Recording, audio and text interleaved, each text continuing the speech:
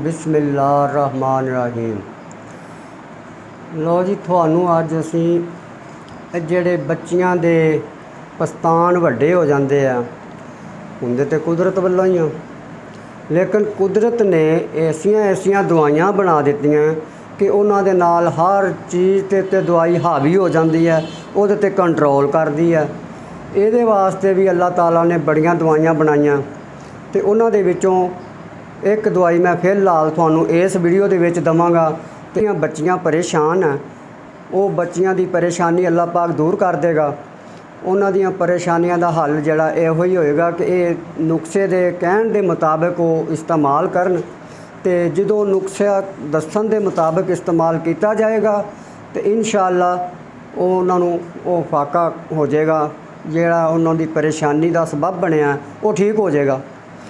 ये सबब जिहड़ा ना इस वास्ते ठीक हो जाएगा कि अल्लाह ताला ने उहदे शफा पाई है। थानू मैं नुस्खा दस दिना तो ये इस्तेमाल, बल्कि थानू दसा मैं हकीकत गल ये है कि किस बच्चियां ने सानू मैसेज किए है भी बाबा जी आ जिहड़ा नुस्खा ना ये साडे वास्ते भेजो, इहदी वीडियो बना के भेजो। तो असी वो फरमैश के मुताबिक जिहड़ा किसी दी मन लवे वो बंदा बेहतर हुंदा। फरमैश के मुताबिक जिहड़ा ना ये नुस्खा असी तजवीज़ किया, मुफ्त वाले नुस्खे या थोड़े पैसों वाले नुस्खे असी दिन्ने आ। ते जिहड़ा ना ये नुस्खा अरेंड तुसीं वेख्या होएगा, उहदे ते छोटे छोटे डोडे लगदे आ, उन्हां दे उत्ते कंडे हुंदे आ ते पत्ता उहदा किंगरें वाला वड्डा सारा हुंदा।